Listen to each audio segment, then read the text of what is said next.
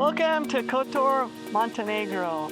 Look at this view, the ship, the fjords. It's one of the most beautiful places we've been. Dobro došli. Utso Nagoro. Perfect. Okay, good enough. Located in Montenegro, Kotor sits at the end of a fjord-like bay, framed by dramatic limestone mountains and blue waters.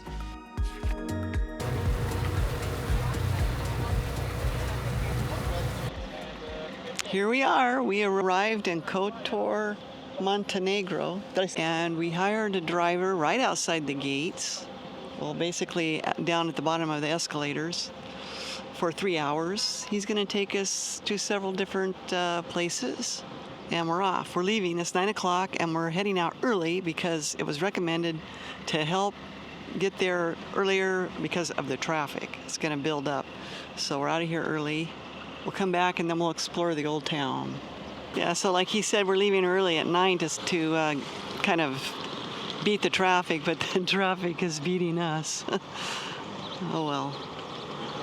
It's the high season here, and there's 2 cruise ships. Okay, that makes a big difference. There's 3 cruise ships, so the place is going to completely get packed. Look at these beautiful palm trees. Our first stop is a viewpoint to enjoy the magnificent bird's eye view of Kotor. The steep mountains nearly kiss the water's edge. What a dramatic, picturesque landscape. It's truly indescribable. Wow. The bay is often confused as a fjord, but it's actually a submerged river canyon. This hidden gem in the Balkans, with unparalleled beauty and charm, is actually in our backyard. We must visit for a longer stay. So now we're heading down to the mountain, and I think we're going to another viewpoint, right? We'll see. Yeah, we'll see, but there's major switchbacks here. And this is the old road. The new road that takes you out of the city goes through a tunnel. If you're up for a challenge, there's a 1,500-step ancient stone path that leads to a mountain fortress with breathtaking views. It's a little bit too tough for us, but there's also a shorter one, 400 to 500 steep hike to the church, which is equally stunning. Besides the breathtaking views, we're also going to explore the town of Paris and visit the iconic Our Lady of the Rocks Island. It's a popular activity, and just about every tourist does it, and we're going to do it too.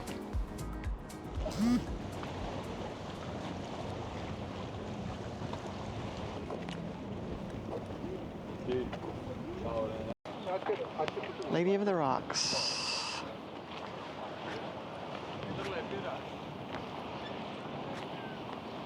So there's a lot of boats here doing the tour. It's a beautiful setting.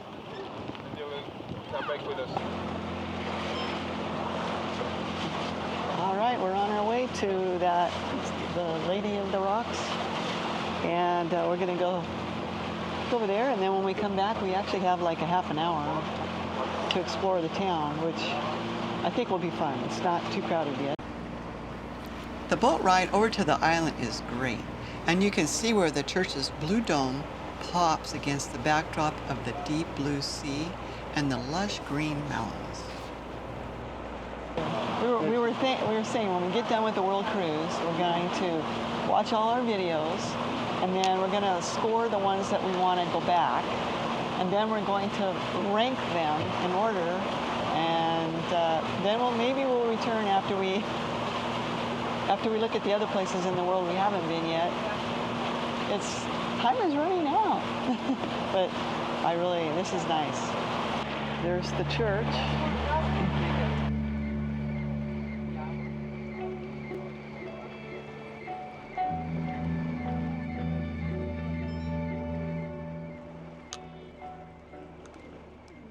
So this is the boat taxi that brought us over here.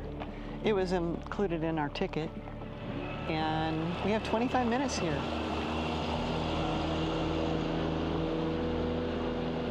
Wow. And he said there's a couple of ships or boats that got wrecked here because they ran upon this island. The island itself is kind of neat, but what's really neat is the view of the village from the island. It's so gorgeous, just stuck on that hillside. The red roofs. They said there's only 1,500 people that live in the town year-round, but they get like 10 to 15,000 tourists a day from the cruise ships and others that come in by bus. So that gives you a little idea how many tourists are coming here to see this beautiful location, and I can see why they come here. So when you come here, make sure you do this one first, so you can get out here before the traffic and everything else. The island is actually man-made, created over centuries by fishermen. According to a legend in 1452, two fishermen found a Virgin Mary icon on a rock and saw it as a sign to build a church. Then they started returning every year to add rocks and eventually enlarged the island.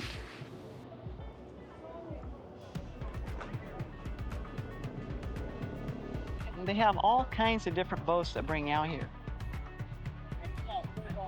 I would imagine in a few hours you won't be able to walk on this island without bumping into people. But they do have boat rides. You can get here by boat from the cruise ship terminal, or you can take the road trip that we did. They have a church here, and you can go in for a few euros to see some paintings. But we looked through the window and it's already bumper to bumper, shoulder to shoulder. So we're not going to do it. The church houses a remarkable collection of silver tablets on its walls, donated by sailors who survived shipwrecks or other maritime dangers. Each tablet is engraved with scenes of their miraculous escapes.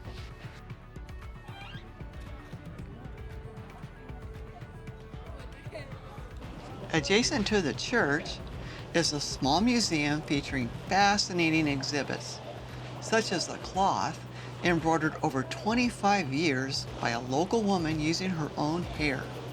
But for me, the best is the stunning 360-degree view.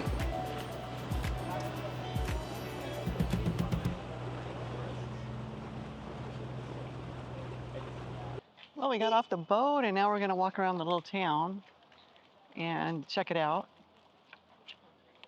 But it's one of the main things to do here is come to this town, explore it, go out to the Levee of the Rocks, and then go back and do the wall and the old town, and that's pretty much it.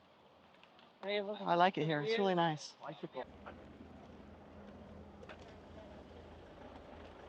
Taxi boats everywhere. It's cute.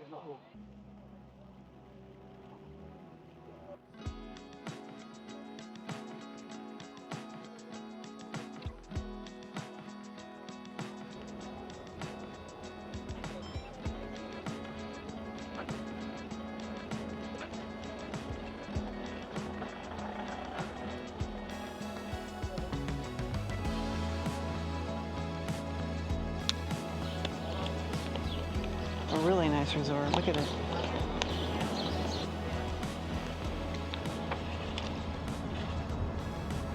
On our drive back to Kotor, we're driving past breathtaking views, cozy local homes, vacation rentals, and charming small hotels. Each turn reveals more and more. The journey is delightful.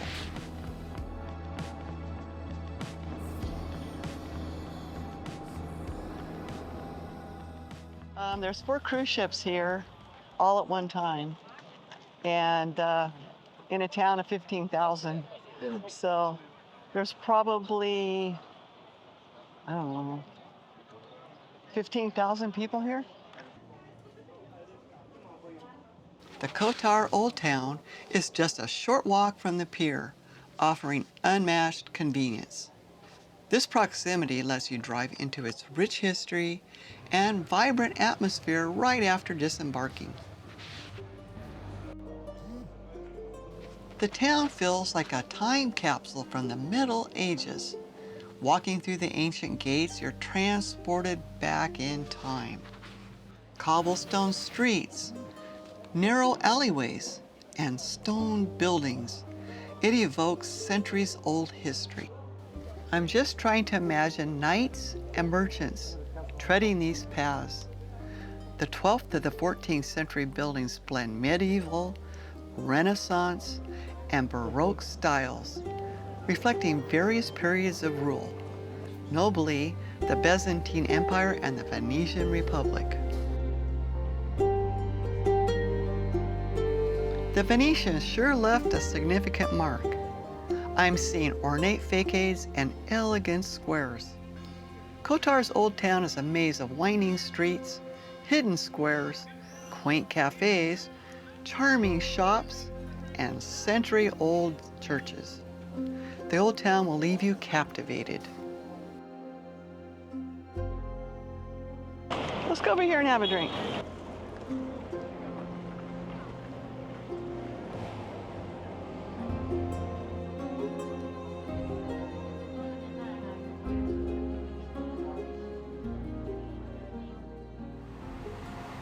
I'm standing on the top deck of the ship. I'm peering through the binoculars. Sarko, he's capturing this scene with his zoom camera lens. We're sailing through the fjord-like bay, passing by charming villages and towns, cozy waterfront restaurants, and small uncrowded beaches. Well, we're leaving Kotor, Montenegro, and we already have decided that we're coming back. It's a really neat place, and since we live in Bulgaria, it's not very far to drive here, probably a day's drive. After a couple days, we could be here.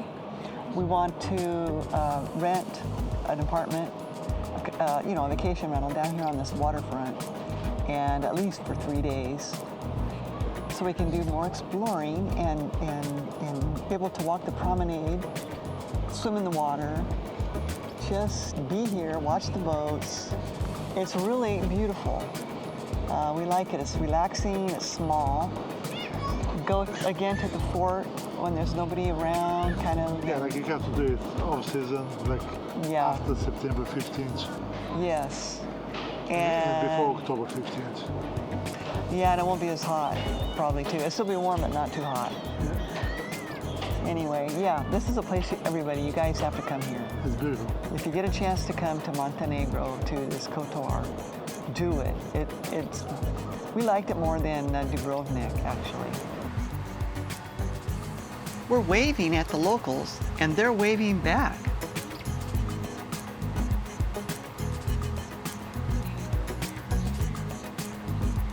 It's fun going by boats, watching people fishing or enjoying the water.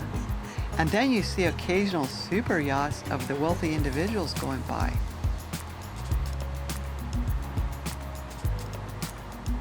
Montenegro has piqued our curiosity. It appears as a place not yet overrun by tourists like us. I imagine Kotor transforms after the cruise ships depart. I want to return for a leisurely week or two to explore. The Serbian language is really close to Bulgarian, making it easier to immerse ourselves and truly get to know this beautiful country. Tomorrow we'll be in Valletta, Malta. See you there.